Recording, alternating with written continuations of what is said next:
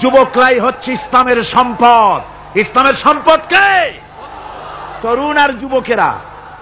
তোমাদের অবদান ইসলামে সব চাইতে বেশি।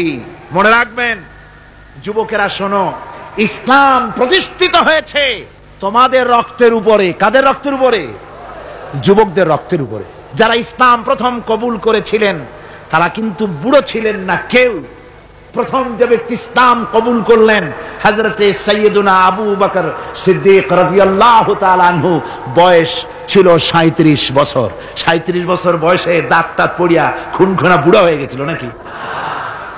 হযরত ওমর ইসলাম যখন কবুল করেন তখন তিনি ছিলেন 26 বছরের টকবগে যুবক। যৌবনের রক্ত পা এবং মাথা পর্যন্ত শিরায় উপশিরায় ধাবমান এই যুবক হযরত ওমর 26 বছর বয়সের সময় ইসলাম কবুল করেন। হযরত আব্দুর রহমান বিন আউফ যখন ইসলাম কবুল করেন বয়স ছিল মাত্র 17 বছর। হযরত আলী যখন ইসলাম কবুল করেন তখন বয়স ছিল মাত্র 8.5 বছর। তোমাদের মতো তরুণেরা, যুবকেরাই সর্বপ্রথম কলেমার পতাকা ধারণ করে রাসূলকে সাহায্য করেছিল। সুবহানাল্লাহ।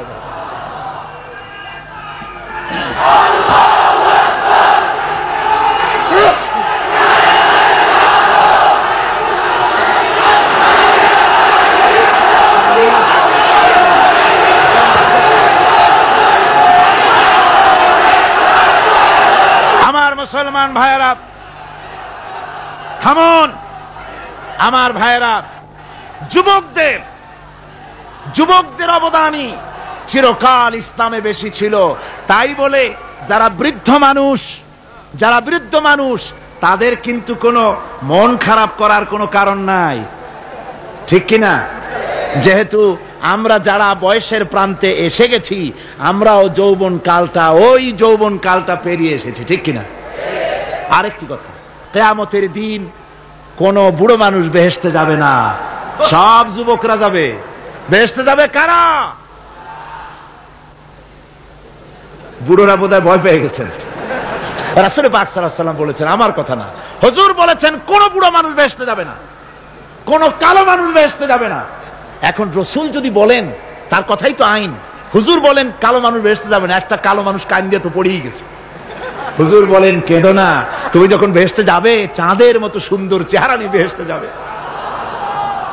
বুড়ার কান্না দেখে হুজুর বলছেন কেঁদো না, তুমি যখন বেহেশতে যাবে আল্লাহ তোমার যুবক বানায় পাঠায় দিবে। যেহেতু বেহেশত হচ্ছে যুবকদের জন্য। সুবহানাল্লাহ। অত নাজ নিয়ামত, অত আনন্দ, বুড়া মানুষে তো খাইয়া খুইয়া বেহেশত নষ্ট করে ভালো হবে। এই জন্য যৌবন দরকার, স্বাস্থ্য দরকার বেহেশত উপভোগ করার জন্য। সেই জন্য বেহেশতে যাবে কারা? তরুণেরা যাবে। কারা যাবে? তরুণ তরুণী দিয়ে আল্লাহ পাক বেহেশত ভরে ফেলবেন। সুবহানাল্লাহ। আমার তরুণেরা, যুবকেরা শোনো, রাসূলুল্লাহ তোমাদের কত সম্মান দিয়েছেন। কে সম্মান দিয়েছেন? রাসূলুল্লাহ।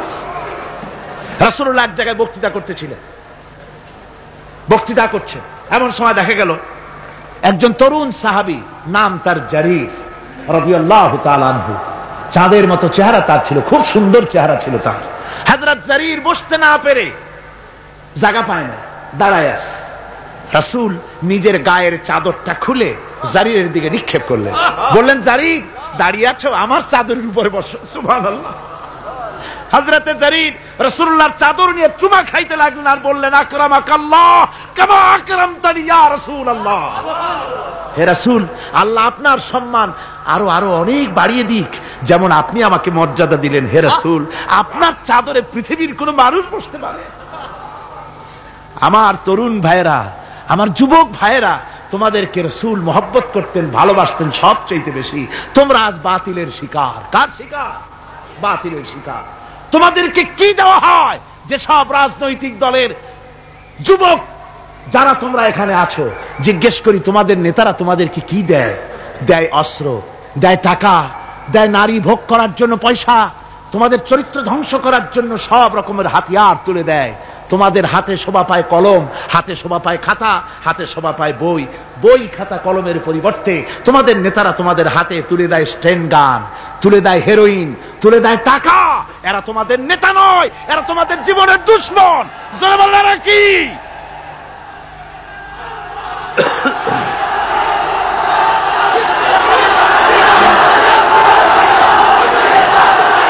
আমার যুবক ভাইয়েরা, আমার কলেজ ইউনিভার্সিটির ছাত্র ভাইয়েরা, একটুখানি মাথা খাটায় চিন্তা করো। তোমার নেতারা যারা ঢাকা থেকে আসে বা এখানে বাস করে, ওই নেতারা যখন রাজনৈতিক প্রোগ্রাম করতে আসে, তখন কি একবারের জন্য তোমাদেরকে বলে, ও ছেলেরা তোমরা কি নামাজ ঠিক মতো পড়ো কিনা? বলে? এই যে রোজা আসতেছে, খবরদার বাবারা তোমরা রোজা রেখো, এরকম কথা বলে নাকি? তোমার উস্তাদদের সম্মান করো, এ কথা বলে নাকি? বরং টাকা দেয়, পয়সা দেয়, যে শিক্ষক তোমার মতের উল্টা করবে, ঠ্যাঙ্গাইয়া জনমের মতো টাইট করে দিবা। ঠিক কিনা?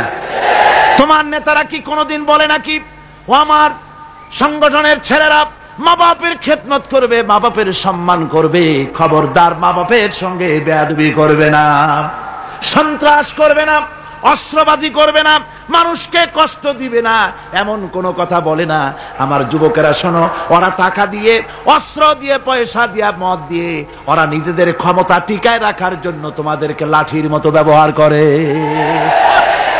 সুতরাং আজকের তরুণদেরকে বুঝতে হবে, তরুণেরা ভালো করে বোঝো, তোমরা রাসূলের সৈনিক। কার সৈনিক?